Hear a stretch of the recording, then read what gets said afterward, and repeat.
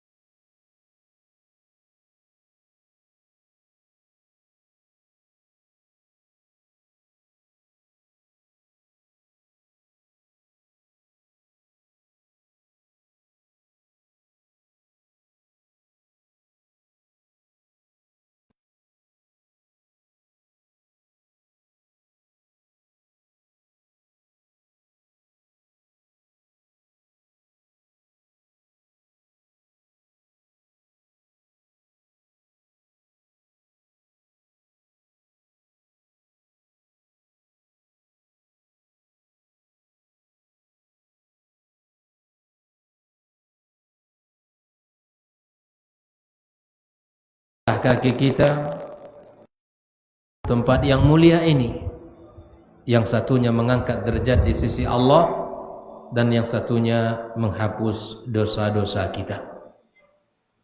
Salawat dan salam semoga senantiasa kita sampaikan pula untuk kekasih kita Rasulullah sallallahu alaihi wasallam. Mudah-mudahan salawat dan salam ini juga tersambung kepada keluarganya, kepada para sahabat-sahabat yang telah berjuang bersamanya, dan kepada siapapun yang setia di atas jalan agamanya. Malam ini kita akan membicarakan satu topik yang diamanahkan kepada kami untuk menyampaikannya tentang generasi Rabbani sebagai pilar kebangkitan umat. Ikhwatul kiram, kita hidup di zaman yang penuh dengan kemajuan, tapi juga penuh dengan kegelisahan. Maju, teknologi maju, infrastruktur juga berkembang maju, komunikasi apalagi, berita yang kita dapatkan dalam hitungan detik, kejadian di seluruh dunia manapun kita dapatkan. Informasi-informasi mudah diakses, tapi hikmah semakin langka dan semakin hilang. Banyak manusia yang cerdas, banyak orang-orang pintar, tetapi sedikit orang-orang yang bijaksana. Maka di tengah kondisi ini, ikhwatul kiram rahimani wa rahimakumullah, umat ini tak sekedar cerdas, tak sekedar pintar, tapi kita membutuhkan generasi-generasi yang terhubung dengan Allah Subhanahu wa taala. Generasi-generasi yang tunduk dengan aturan-aturan Allah. Generasi-generasi yang mengenal dengan sunnah-sunnah Rasulullah sallallahu alaihi wasallam. Maka oleh karena itu, siapa generasi Rabbani dalam Al-Quran, bagaimana ciri-ciri mereka, dan apa upaya untuk mewujudkannya. Allah Subhanahu wa taala telah menyebutkan dalam firman-Nya Al-Imran ayat 79. Ayat 79, Allah katakan walakin kunu rabbaniyina bima kuntum tuallimuna al-kitaba wa bima kuntum tadrusun. Siapa generasi Rabbani itu? Allah Subhanahu wa taala menyebutkan, hendaklah kamu menjadi orang-orang yang rabbani, karena kamu selalu mengajarkan Alkitab, dan karena kamu selalu tetap mempelajarinya. Dari ayat yang mulia ini, khotbah kiram rahimakumullah, generasi rabbani siapa? Generasi yang menjadikan Allah Subhanahu wa taala pusat kehidupan mereka. Setiap langkah mereka diukur atas syariat Allah Subhanahu wa taala. Mereka tidak melihat kepada penilaian manusia, tidak menunggu pujian-pujian orang, tapi mereka berusaha untuk berilmu, mereka berusaha mengamalkan ilmu, dan mereka berusaha untuk mendakwahkan ilmu. Hari ini kita butuh generasi-generasi yang seperti ini. Alhamdulillah, dengan izin Allah, dakwah berkembang dengan pesat. Masjid sudah mulai nampak semangat orang-orang duduk di dalamnya, belajar agama, bukan hanya salat, dengan berbagai aktivitas. Ada tahsinnya, ada kemudian kajiannya, apalagi ibadahnya. Tidak akan tercipta generasi dan lingkungan keadaan umat seperti ini kecuali ada dakwah yang dikembangkan, yang diserukan, kecuali ada ilmu yang diajarkan kepada umat. Maka oleh karena itu, generasi Rabbani ini hadir untuk mengajak umat agar tersambung kepada Allah Subhanahu wa taala. Generasi Rabbani ini hadir untuk mensyiarkan Islam di tengah masyarakat. Semua kita yakin bahwa apa yang terjadi hari ini dan apa yang kita lihat hari ini itu adalah atas pertolongan Allah Subhanahu wa taala. Kita tidak punya apa-apa dibandingkan Rasulullah SAW, dakwah yang begitu dahsyat, dakwah yang begitu sangat berat tantangannya. Maka masing-masing dari kita berusaha, para jemaah sekalian rahmati Allah, mendidik anak-anak kita kepada Allah, mengajari mereka iman, menanamkan kepada mereka tauhid, kemudian menghiasi kehidupan mereka dengan akhlak. Nah, oleh karena itu, generasi Rabbani ini seperti mata air yang di gunung. Airnya jernih, mengalir tanpa batas. Dia terus menghadirkan manfaat kepada siapapun dan dimanapun. Itu yang kita inginkan. Bila mana generasi ini dididik di atas tauhid yang benar, insya Allah dia akan tumbuh di atas tauhid itu, akan menghadirkan manfaat di masa yang akan datang.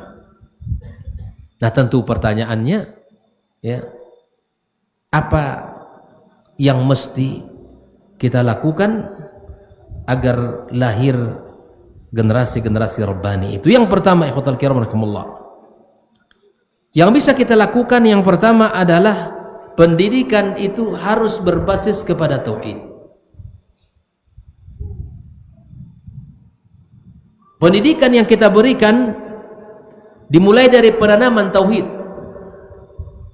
Anak harus dikenalkan kepada Allah Subhanahu wa taala, Sang Pencipta langit dan bumi. Dikenalkan kepada anak kita yang menghamparkan bumi, yang menghidupkan dan mematikan kita semuanya, Allah Azza wa Jalla. Kita kenalkan. Para guru di sekolah mengingatkan, orang tua di rumah juga mengajarkan. Sebuah kesatuan yang mesti hadir antara rumah dan sekolah, mengajarkan anak-anak kita kepada tauhid, kepada Allah Subhanahu wa taala. Karena tauhid merupakan tujuan penciptaan manusia. Karena tauhid adalah porosnya dakwah para anbiya dan rasul. Tidaklah diutus Allah, para rasulnya, para anbiya, kecuali mereka semuanya mendakwakan kepada tauhid, merealisasikan tauhid dalam kehidupan mereka, mengajarkan umatnya bagaimana beribadah kepada Allah Subhanahu wa taala dan tunduk dan patuh kepadanya. Tidak ada seruan yang pertama kali dengar oleh para kaum mereka kecuali dakwah tauhid, dan tidak ada kalimat yang pertama yang keluar dari lisan para anbiya dan rasul kecuali kalimat tauhid, mengajarkan kaumnya. Tauhid itu ibarat pondasi yang kuat bagi sebuah bangunan. Bila mana pondasi itu kokoh, bangunan itu akan kokoh. Begitulah tauhid, ikhwatal kiram. Bila mana tauhid itu tertancap kuat pada diri setiap anak kita, maka insya Allah akan melahirkan generasi-generasi yang kuat dan kokoh. Itu yang pertama, adalah menanamkan tauhid. Tauhid bukan sekedar maksudnya adalah beriman kepada Allah, kepada Rasul, kepada para malaikat, kepada kita, bukan itu saja. Bukan hanya kita menyaksikan, mengatakan bahwa saya bersaksi adalah Allah Rabb saya, Muhammad adalah utusannya. Bukan sekedar itu, ikhwatul kiram. Bukan kita ajarkan blok begitu, tapi kita memberikan penjabaran dalam kehidupan kita. Kita sebagai orang tua merealisasikan tauhid ini, menegakkan iman dalam hidup kita, menjauhkan segala bentuk kesyirikan. Jangan kemudian anak kita ajarkan tauhid tapi kita melakukan kesyirikan. Tapi terrealisasi dalam diri kita sebagai pelaku contoh kedua bagi mereka dalam bab tauhid ini. Yang kedua, yang mesti kita upayakan agar lahir generasi-generasi Rabbani ini adalah dengan cara keteladanan yang dicontohkan oleh orang tua dan para guru. Allah Subhanahu wa taala telah mengatakan laqad kana lakum fi rasulillahi uswatun hasanah. Anak-anak kita tidak belajar dari kata-kata, tapi anak-anak kita belajar dari apa yang kita perlihatkan kepada mereka. Jika orang tua jujur, insya Allah anak akan meniru kejujuran. Jika kemudian orang tuanya semangat belajar, anak-anak akan meniru semangat orang tuanya. Jika orang tuanya menjaga ibadah salat, maka anak-anak juga akan meniru. Begitu juga di sekolahnya, sikap dan perilaku guru itu menjadi tauladan bagi mereka. Sering saya sampaikan dalam kajian-kajian kita, betapa sikap dan perilaku itu sering tidak kita sadari, tidak kita ajarkan tapi tertanamkan. Sering sesuatu yang mungkin tidak pernah kita ajarkan tapi tertanamkan dalam jiwa anak-anak kita. Itulah sikap dan perilaku itu. Oleh karena itu, ikhwafillah rahimani wa rahimakumullah, anak itu seperti cermin, dia akan memantulkan apa yang ada di depannya.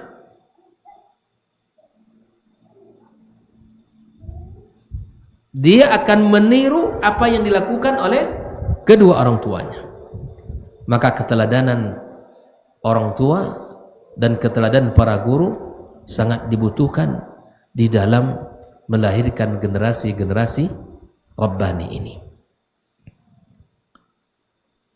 Kemudian di samping nilai-nilai tauhid sudah diajarkan sejak dini, yang kedua keteladanan dari orang tua dan para guru, yang ketiga yang menjadi faktor terbentuknya generasi Rabbani bukan hanya sekadar di rumah, bukan hanya di sekadar sekolah, tapi ada faktor yang ketiga, yaitu lingkungan yang saleh, masyarakat yang baik, masyarakat yang taat, lingkungan yang terjaga, baik dari sisi akidahnya, dari sisi muamalahnya, apalagi dari sisi ibadahnya.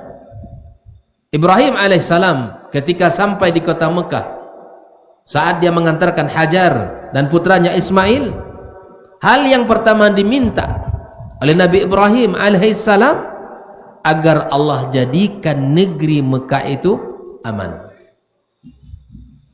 Aman dari apa? Dari kesyirikan. Itu yang paling pokoknya. aman dari segala hal yang merusak agamanya,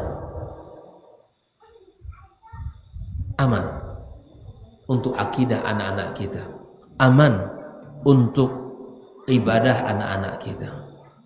Makanya masing-masing kita menjadi alarm bagi mereka.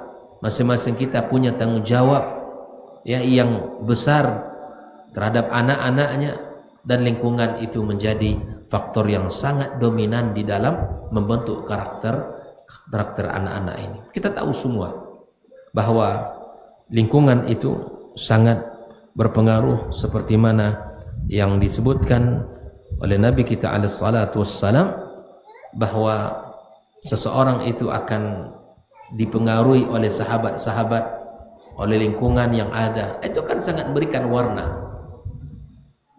akan memberikan warna. Maka oleh karena itu lingkungan sangat menentukan, sehingga ada nasihat dari para ulama kita ketika kita memilih tempat tinggal. Kaidah yang sering dikatakan oleh mereka, menentukan tetangga sebelum menentukan tempat rumah. Melihat tetangga sebelum menentukan pilihan untuk tinggal. Dalam bahasa mereka, al-jaru qabla ad-dar. Apa? Al-jaru qabla ad-dar. Apa artinya? Tetangga terlebih dahulu yang dilihat sebelum kita membangun rumah. Ini menunjukkan bahwa akan sangat berpengaruh lingkungan itu. Saya bertetangga misalnya dengan Bang John, saya tahu beliau sangat hati-hati dalam mencari rezeki. Saya tahu dia ketika azan dikumandangkan, misalnya jaga masjid. Saya tahu dia menjaga diri. Nah, kita akan nyaman kepada orang yang bertetangga seperti itu. Kalaupun misalnya anak kita makan di tempat dia, kita akan merasa nyaman, karena kita tahu kalau dia berhati-hati dalam mencari rezeki. Tak akan dia bawa rezeki yang tidak halal ke rumahnya. Dia sangat selektif di dalam bab ini, dan itu sangat berpengaruh, Pak. Dari makanan yang dimakan itu akan sangat memberikan pengaruh terhadap kejiwaan dan terhadap psikis anak kita, dan terhadap tumbuh kembangnya anak kita. Oleh karena itu, ikhwafillah rahimani warahmatullah, ada nilai tauhid yang harus kita ajarkan sejak kecil. Yang kedua, ada keteladanan yang harus dicontohkan oleh orang tua dan para guru. Dan yang ketiga, ada lingkungan yang saleh, yang baik untuk membentuk generasi itu. Ya, di samping kita memilih sekolah-sekolah yang kita yakin secara akidah dia benar, memperhatikan ibadahnya, dan juga memperhatikan dari sisi akhlaknya, kita yakini itu, maka kita pilih lembaga-lembaga pendidikan yang bisa membantu kita untuk membentuk dan melahirkan generasi-generasi Rabbani ini. Ikhwani wa akhwati fi din rahimani rahimullah. Di samping itu ditumbuhkan kecintaan terhadap ibadah kepada Allah Subhanahu wa taala. Kita latih anak-anak kita. Dan ibadah itu ikhwatul kiram harus dilatih. Bukan sekadar hanya diajarkan. Maka itulah Nabi kita alaihi salatu wassalam menyuruh kita untuk melatih anak kita sejak usia 7 tahun. Di usia itu sudah diperintahkan kita untuk mengajak kepada ibadah kepada Allah Subhanahu wa taala. Dan itu kita latih sebelum usia-usia itu. Di mana Nabi kita SAW mengatakan, muru auladakum bis salati wa hum abna sab'a sinin. Usia 7 tahun itu sudah kita ajak anak kita untuk beribadah kepada Allah Subhanahu wa taala. Maka ajarkan ibadah itu kepada mereka. Tanamkan bagaimana Islam menginginkan kebaikan-kebaikan untuk kita. Ikhwafillah rahimani rahimakumullah. Nah, generasi Rabbani lahir di samping menanamkan kecintaan di dalam beribadah kepada Allah, berikutnya mesti dilakukan pembinaan yang berkelanjutan. Dilakukan Pembinaan yang berkelanjutan. Contoh, ya, ketika misalnya masa-masa libur, anak-anak kita libatkan dalam kegiatan-kegiatan, ada daurah, kita libatkan dalam kegiatan-kegiatan sosial, kita libatkan mereka dalam misalnya dalam ta'lim dan lain sebagainya. Kita amanahkan kepadanya untuk misalnya memimpin salat bila mana sudah layak dia untuk menjadi imam. Kita libatkan. Ada pembinaan-pembinaan, ya, gerakan-gerakan yang membuat kita gerakkan mereka agar bisa menjadi orang peduli kepada masyarakat, kepada lingkungannya. Oleh karena itu, ikhwafillah, generasi Rabbani tidak lahir secara instan. Generasi Rabbani tidak lahir secara tiba-tiba, tapi itu dibina. Rasulullah SAW 13 tahun membina para sahabat di kota Mekah. Saat telah kokoh akidah, keyakinan, keimanan mereka, Allah perintahkan mereka untuk hijrah ke kota Madinah. Di 10 tahun di kota Madinah itu, berbagai macam syariat turun, berbagai macam perintah-perintah Allah turun, dan larangan-larangan Allah juga turun. Makanya subhanallah, saat akidah mereka sudah kuat dan keyakinan mereka sudah kokoh, bahkan kebiasaan apapun yang menjadi kebiasaan mereka saat perintah itu turun langsung ditinggalkan. Itu melalui pembinaan. Gak bisa Pak, dibina, ditinggalkan anak-anak. Dan tidak cukup dengan apa yang mereka dapatkan di dalam kehidupan pesantren mereka, tapi terus berkelanjutan dibina. Oleh karena itu kita sebagai orang tua melibatkan mereka dalam banyak aktivitas kebaikan-kebaikan di dalam kehidupan kita.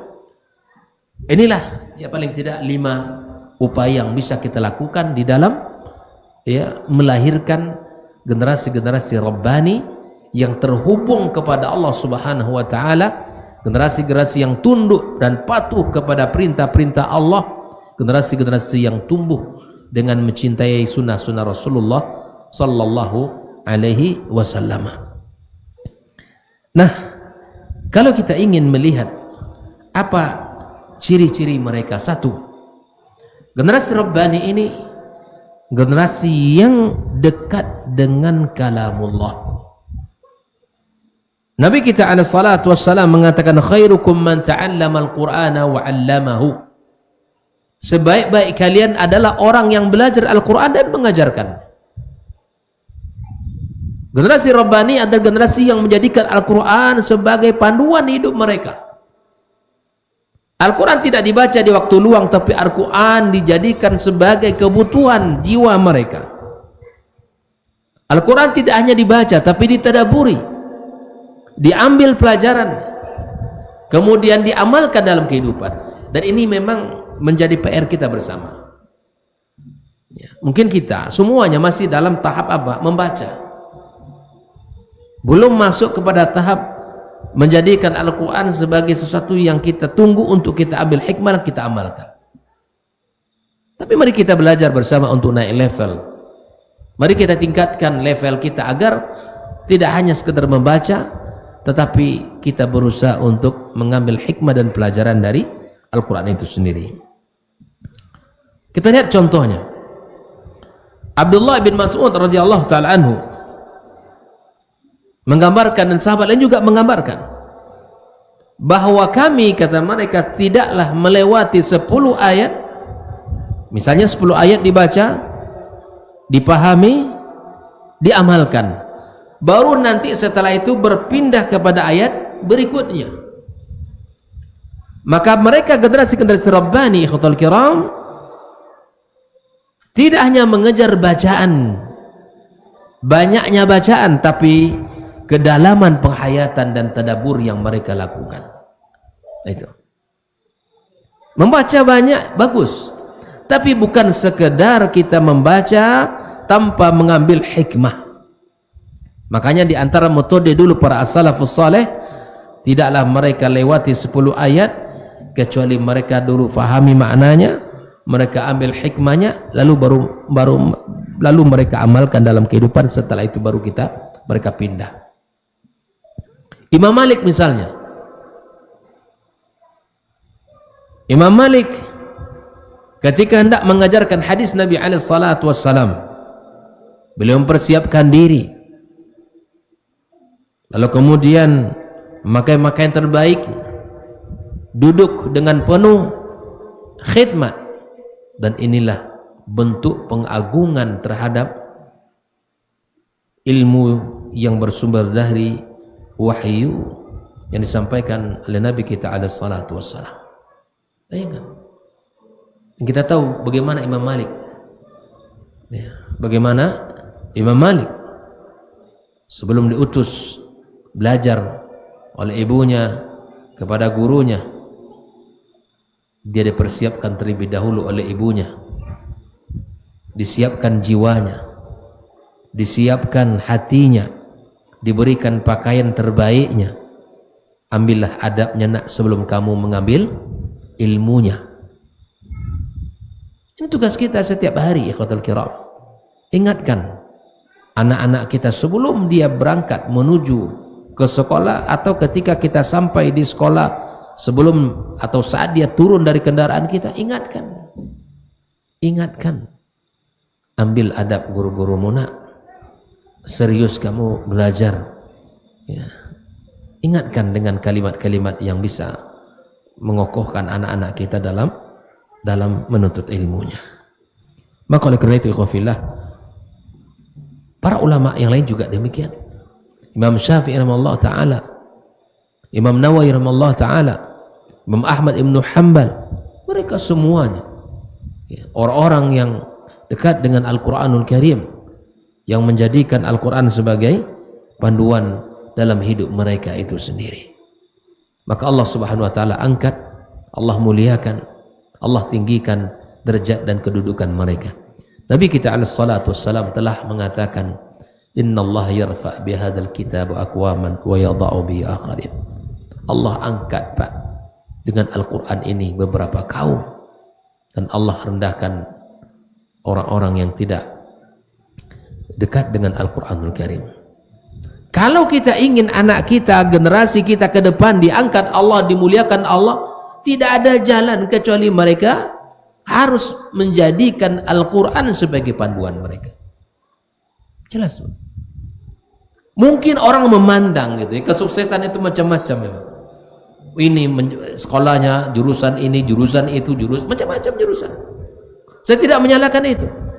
Tetapi kemudian kita sebagai orang tua harus memandang jauh ke depannya, bahwa ahlul Quran itu generasi-generasi kokoh, generasi-generasi pilihan Allah subhanahu wa ta'ala, generasi-generasi akan mengangkat umat ini.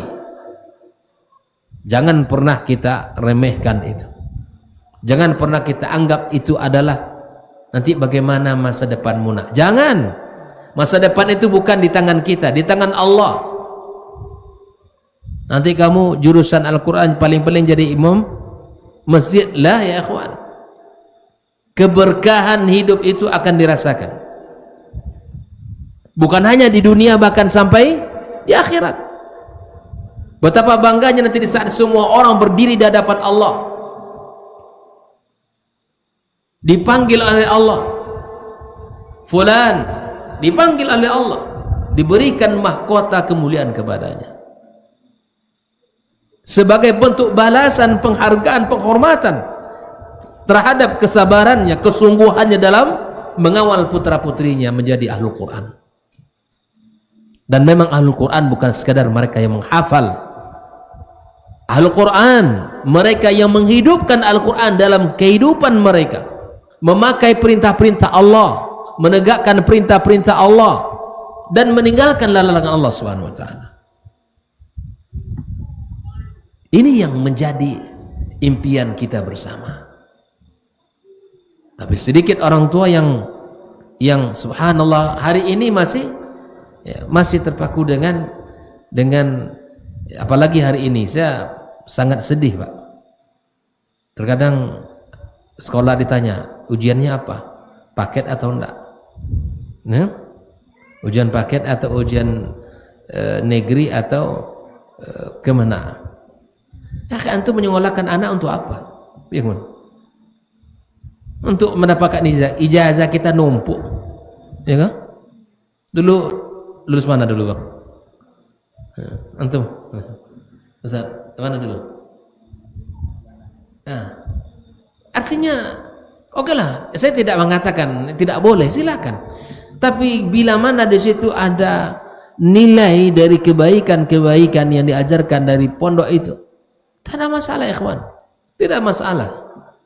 Tapi masing-masing orang punya pilihan, silahkan dengan pilihan itu. Tapi jangan sampai pula mundur. Yang saya rasakan itu, dan saya banyak mendengarkan cerita para asatidzah yang memilih jalur itu. Kurang rasanya. Apa yang kurang? Ketika anak diajarkan akidah yang benar, ketika diajarkan Al-Quran yang baik, apa kurangnya? Berarti masih harus kita evaluasi bagaimana ya tujuan kita menyekolahkan putra-putri kita. Oleh itu khafillah, Al-Quran ibarat kompas di tengah lautan. Tanpa kompas, kapal yang besar pun bisa tersesat. Begitulah manusia dalam kehidupan tanpa Al-Quran, hidupnya kehilangan arah. Maka oleh karena itu, siapapun, keluarga manapun yang menjadikan Al-Quran sebagai tujuan yang harus diraih, Quran sebagai cita-cita yang besar, maka insya Allah Allah akan angkat keluarga, karena sudah janji Nabi kita alaihi salatu wassalam, Allah angkat, Allah tinggikan, Allah muliakan. Saya belum pernah melihat orang-orang yang bersamanya Al-Quran ya itu memiliki kehidupan yang sulit. Tidak. Tentu tidak bisa disamakan antara satu dengan yang lainnya. Masing-masing orang hidup dengan rezekinya, ya kan? Tapi yakinlah, paling sedikitnya dia akan dipakai oleh masyarakatnya. Maka oleh karena itu kita mesti berbangga menyekolahkan anak kita ke tempat-tempat yang memperhatikan Al-Quran Al-Karim. Yang kedua, ciri mereka adalah memiliki semangat yang tinggi dalam ibadah kepada Allah. Innamal mu'minuna alladzina idza dzukirallahu wajilat qulubuhum. Ibadah bagi generasi terbani bukan sekedar beban, tapi ibadah bagi mereka sebagai kebutuhan. Pak, lihat Pak, ketika hari ini ya kita sudah merasakan bahwa ibadah itu lezat, ibadah itu ada rasa, itu buah dari mana? Buah daripada ilmu yang sudah kita pelajari, ya kan? Kita mau meninggalkan pekerjaan kita, ya, meninggalkan usaha kita, meninggalkan di maghrib ini, kita duduk di majelis ini. Mungkin kita lebih memilih untuk bisa duduk makan atau berjalan kemana, tapi kemudian hal itu bisa kita rasakan, bisa kita tinggalkan dengan mudah ketika kita sudah tahu ilmunya, bahwa duduk dalam majelis ilmu itu menenangkan hati dan menenteramkan jiwa. Seseorang bisa semangat ibadah kapan? Ketika dia tahu nilainya.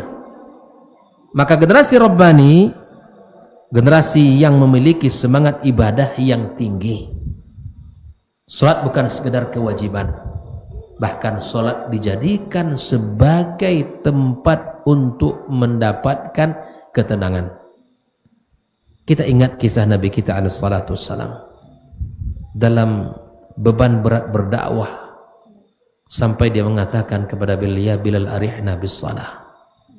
Wahai Bilal, tegakkan salat agar kita bisa menenangkan, bisa menenteramkan, bisa menenangkan jiwa. Bayangkan, Nabi alaihi salatu wassalam menjadikan salat sebagai tempat untuk menenteramkan hatinya dan jiwanya. Oleh karena itu ikhwafillah, kekuatan ibadah inilah yang menjadikan sumber kekuatan generasi Rabbani itu. Ketika orang lain mulai putus asa, mereka tetap teguh dan kokoh. Ketika orang lain misalnya gelisah, mereka tenang. Karena yang menjadi humum mereka apa? Allah Subhanahu wa taala. Makanya kata para ulama ada dua hal yang melelahkan jiwa kita. Yang pertama apa? Al-insyighalu bil madi. Tenggelam dengan masa lalunya. Generasi Rabbani dia tidak memikirkan yang sudah terjadi. Yang melelahkan jiwa kita apa? Tenggelam dengan peristiwa masa lalu kita. Mengingat penyesalan kita, kesalahan kita, mungkin sikap-sikap kita dan lain sebagainya. Itu sama saja ketika kita mengingat masa lalu kita, itu berarti kita mengungkit luka kita. Masa lalu adalah bagian dari kehidupan, tapi bukan bagian untuk kita ingat-ingat. Biarkan dia, tapi ambillah hikmah agar kita tidak terjebak pada kesalahan yang berikutnya. Oleh karena itu, kelelahan yang kedua, sebab kelelahan jiwa adalah al-insyighalu bil akharin. Kita sibuk dengan memikirkan orang lain, membandingkan diri kita dengan orang lain, kita iri dengan orang lain. Yang penting semuanya memikirkan orang. Inilah dua hal yang melelahkan hati kita, melelahkan jiwa kita. Terkadang hidup lelah ini bukan karena beban kehidupan, tapi terkadang karena jiwa yang tidak terarah, karena pikiran kita yang tidak terarah. Oleh karena itu, khafillah, generasi Rabbani, generasi yang kuat dan kokoh, ya, mereka di dalam ibadahnya tangguh, ibadahnya mereka bersungguh-sungguh. Dia tidak sibuk dengan perkara-perkara yang terjadi dengan masa lampaunya. Di antara contoh ulama, misalnya Al-Hasan Al-Basri, dikenal sebagai sosok yang kuat kepada Allah Subhanahu wa taala. Dikenal sebagai seorang yang menangis ketika bermunajat kepada Allah Azza wa Jalla ketika dia membaca Al-Qur'anul Karim, dan hatinya hidup dikarenakan ibadahnya hidup. Ingat itu. Hati kita ini hidup seiring dengan ibadah kita yang hidup. Hati kita ini subhanallah memiliki rasa juga. Dan hidupnya hati dengan semangat ibadah yang ada dalam diri. Misalnya Imam Abu Hanifah terkenal, Pak, dengan ibadah di malam hari. Bahkan subhanallah, beliau ini dikenal dengan seperti apa? Digelar dengan al-watad, seperti tiang yang kokoh. Karena kalau sudah berdiri di malam hari, tak akan berhenti. Puncaknya nanti hanya azan subuh saja, terkenal. Oleh karena itu, Imam Abu Hanifah menyelesaikan Al-Qur'annya di malam, di salat malamnya, dan itu terjadi setiap malam. Dan memang ketika kita bercerita seperti ini, saya katakan memang kok bisa mereka seperti itu, karena memang level kita dengan mereka sangat jauh. Nah, semoga dengan menyampaikan kisah-kisah mereka, orang-orang hebat ini, kita bisa meniru, kita bisa mengambil ibrah, kita bisa berkaca terhadap apa yang terjadi dengan kita dengan mereka. Kita bisa membandingkan kebaikan-kebaikan yang mereka lakukan dengan apa yang sudah kita lakukan. Ikhwatal kiram. Oleh karenanya, ibadah itu seperti akar pada pohon. Masuk waktu? Baik. Semakin dalam akar pohon itu, semakin kuat pohon itu menghadapi badai. Itulah ibadah. Semakin tertancap semangat ibadah dalam diri seseorang, maka akan semakin kuat di dalam menjalani kehidupan. Kita dengarkan azan sebentar.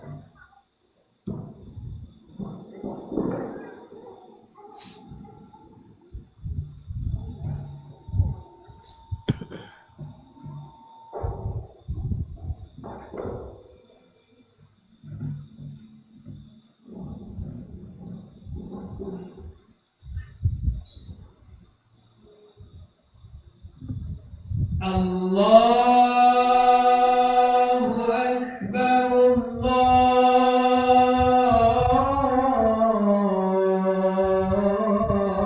Allahu Akbar.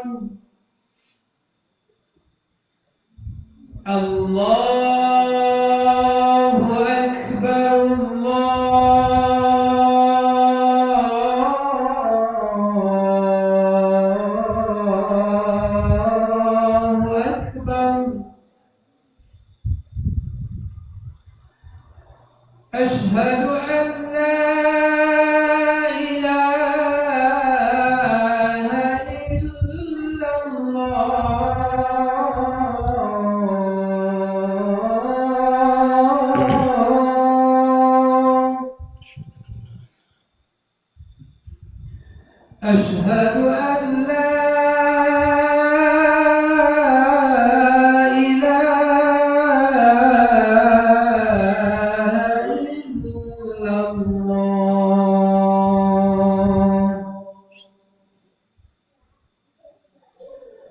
أشهد أن محمدا رسول الله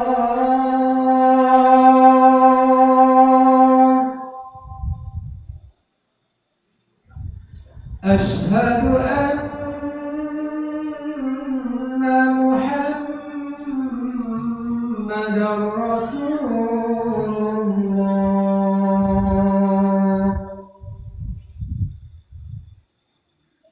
حي على الصلاة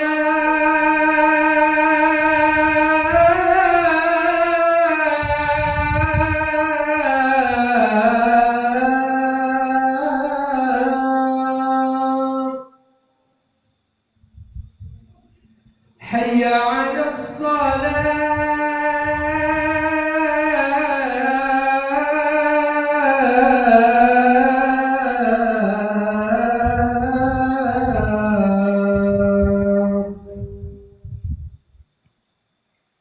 حي على الفلاح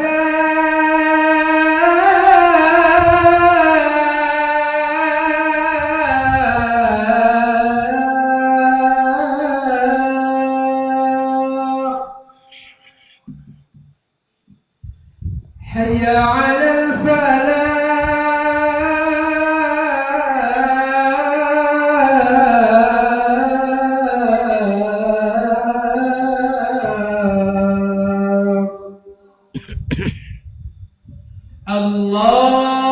الله أكبر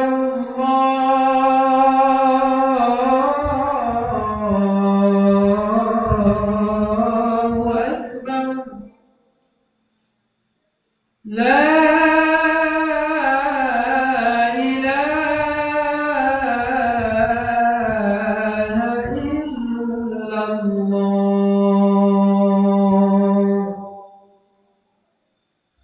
لا إله إلا الله صلى الله عليه وسلم الله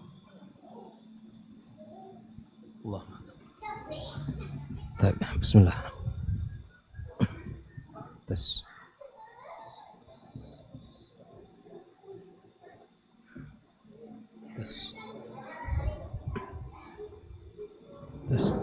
Bismillah. Kita lanjutkan.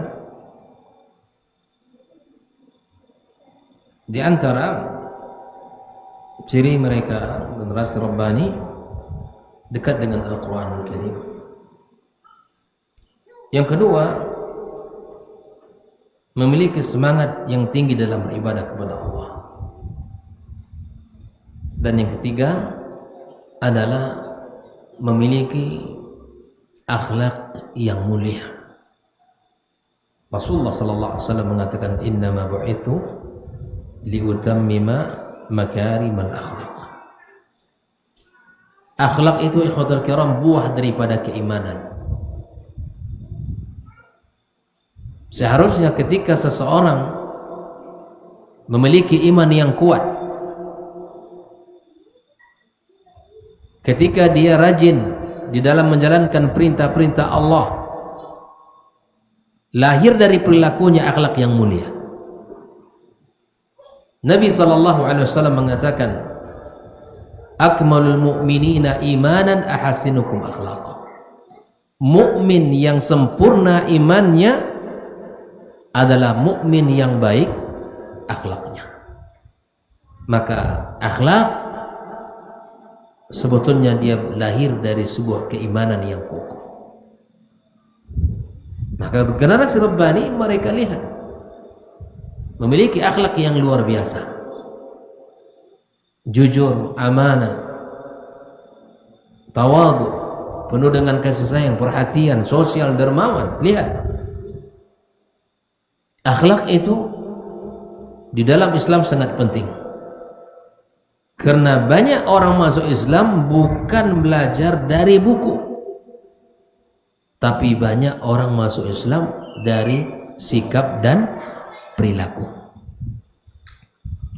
Jika akhlaknya rusak, maka citra Islam akan rusak. Makanya kita subhanallah yang ikhwan yang sudah ngaji ini, ya kalau pedagang jadilah pedagang yang jujur. Kalau menjadi pegawai jadi pegawai yang amanah. Apalagi yang sudah berjenggot, yang kemudian rajin ke masjid, duduk dalam majelis ilmu, sana jingkrang misalnya. Jangan kita menjadi fitnah bagi agama ini. Tengoklah dohan, ya kan? Yang yang panjangnya, subhanallah. Sebetulnya tidak ada salah di dalam penampilan dia. Cuman karena apa? Sikapnya yang tidak baik, agama Allah ini tercoreng oleh perilakunya. Jelas? Maka oleh karena itu khafillah, akhlak adalah cerminan daripada keimanannya, dan akhlak adalah buah daripada iman itu sendiri. Maka oleh karenanya ketika kita sudah belajar ngaji, duduk dalam majelis ilmu, sebaiknya kita ini orang yang lembut kepada saudaranya, orang yang santun kepada sahabatnya, orang yang peduli dengan keluarga dan tetangganya serta saudara-saudaranya. Jangan kita dicap orang yang tidak peduli dengan orang, hidupnya sendorang aja, tak peduli dengan orang lain. Ketemu dengan orang siapa? Ketemu dengan orang sampai ucapkan salam. Ketika orang menyampaikan salam kepada kita, kita jawab salam. Memang mungkin kita dengan kawan-kawan kita dulu, kita sudah hijrah, tak mungkin lagi kita duduk di kedai itu berjam-jam ikut kemudian nokok batu, tidak mungkin. Itu nggak mungkin kita lakukan. Tetapi ketika silaturahim, ketika kita berjumpa, ramah kita tidak berubah. Bagaimana kabar antum akhi? Kalau dia susah bantu. Jadi beda antara orang yang menutup diri ya, dengan orang yang peduli, itu beda. Walaupun kita sudah berubah pola ya, beragama kita, pakaian kita jaga, minuman kita jaga, makan kita jaga ya. Di mana kita duduk kita jaga. Mungkin kita berlama-lama di tempat yang tidak baik itu, tapi kemudian kepedulian kita, akhlak kita tidak berubah. Lihat Imam Syafi'i misalnya, dikenal dengan seorang yang sangat tawadu. Beliau berkata, aku tidak akan berdebat dengan seseorang kecuali aku berharap kebenaran keluar dari lisannya. Ini menunjukkan keikhlasan, akhlak yang mulia. Abdullah ibn Mubarak, dia sangat dermawan, membantu orang secara diam-diam tanpa ingin dikenal orang. Ini akhlak. Ini akhlak. Dia menginginkan pujian dari Allah Subhanahu wa taala semata. Maka Nabi mengatakan, inna min ahabbikum ilayya wa aqrabikum minni majlisan yaumal qiyamah ahsinukum akhlaqa. Orang yang paling aku cintai di antara kalian dan orang yang paling dekat posisinya di hari kiamat adalah orang yang paling baik akhlaknya. Maka akhlak ibarat aroma bunga. Akhlak ibarat aroma bunga, tanpa harus terlihat, tapi bisa dirasakan dan menarik orang lain untuk datang.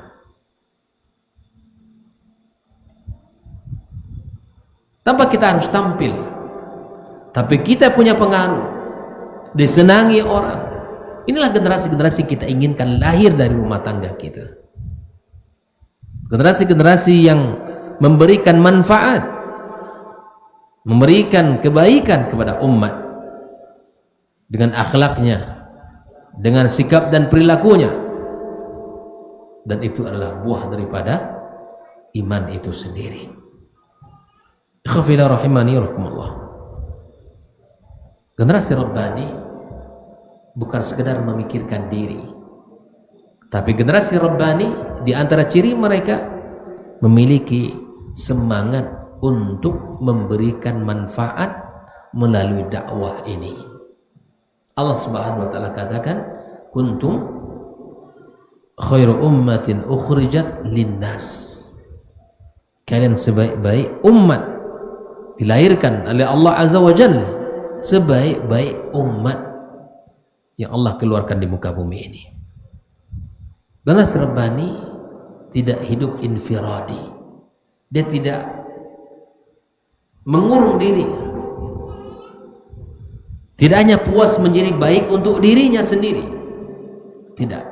Tapi generasi Rabbani memiliki rasa tanggung jawab terhadap keadaan yang ada. Anak-anak, generasi-generasi yang hidup memiliki keinginan, semangat untuk menyampaikan Islam, berdakwah, menyampaikan agama ini. Ini Pak, generasi yang seperti ini.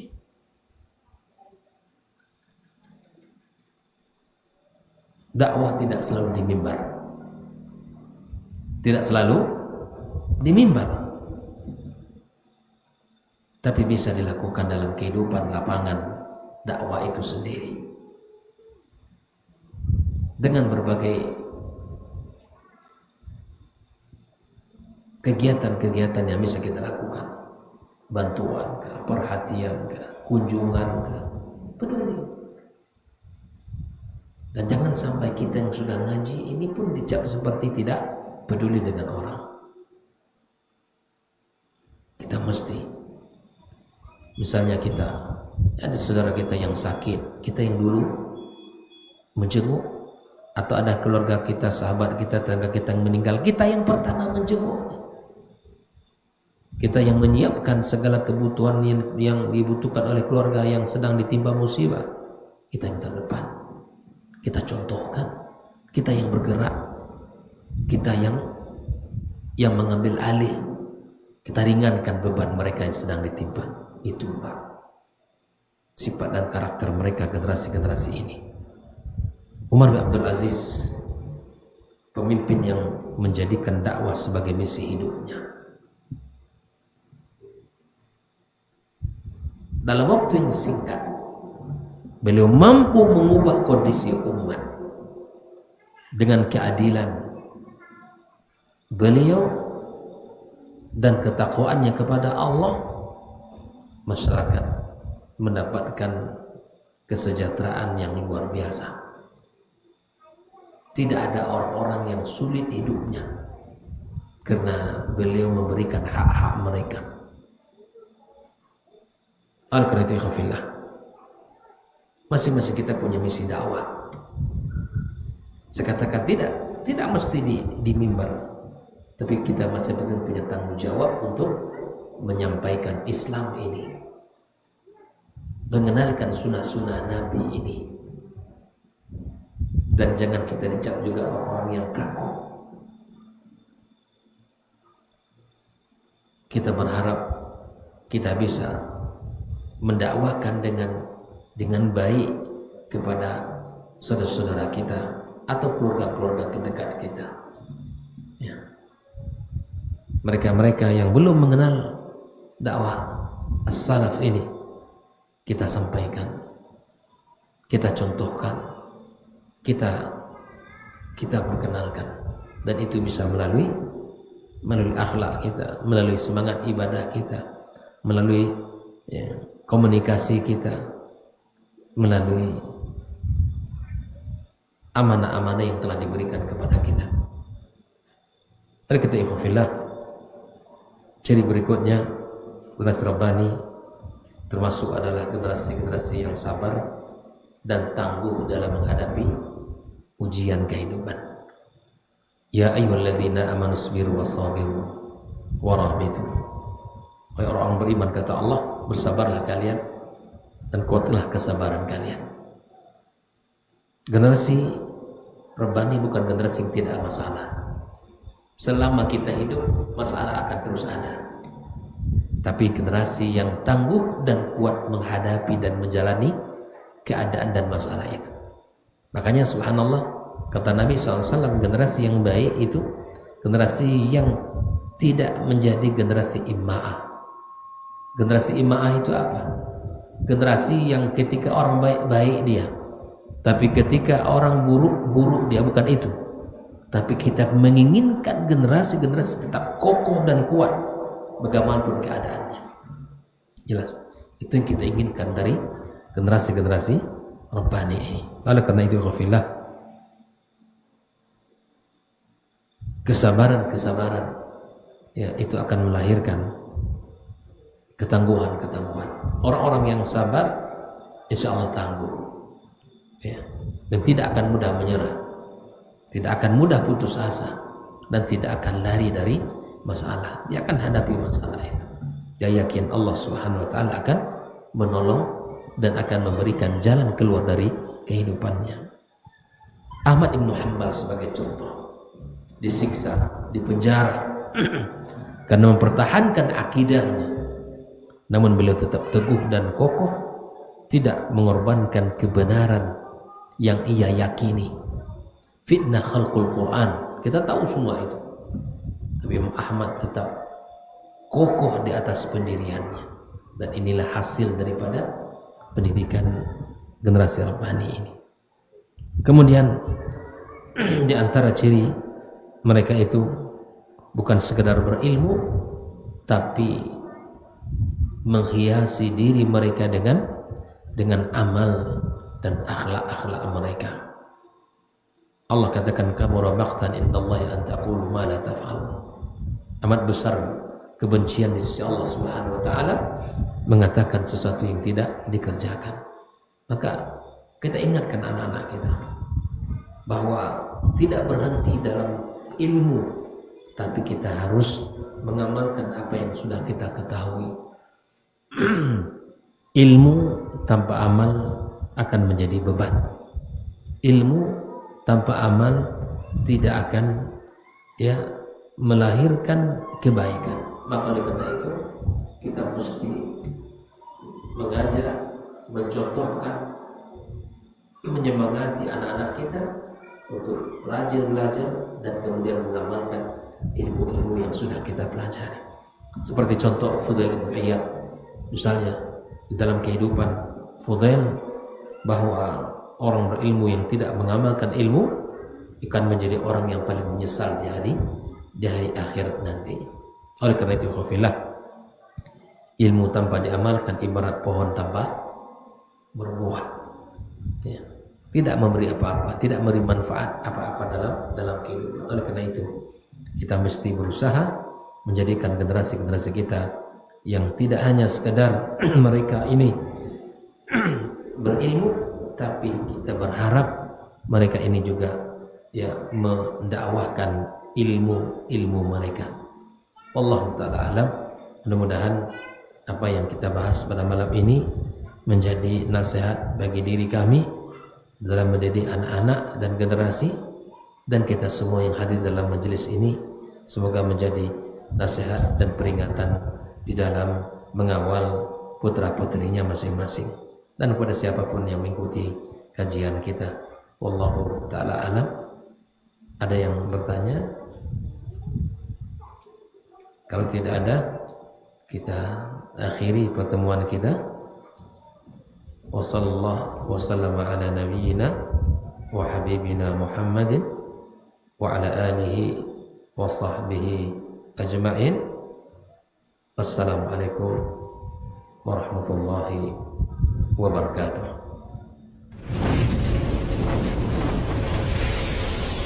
Baba TV Sunnah, belajar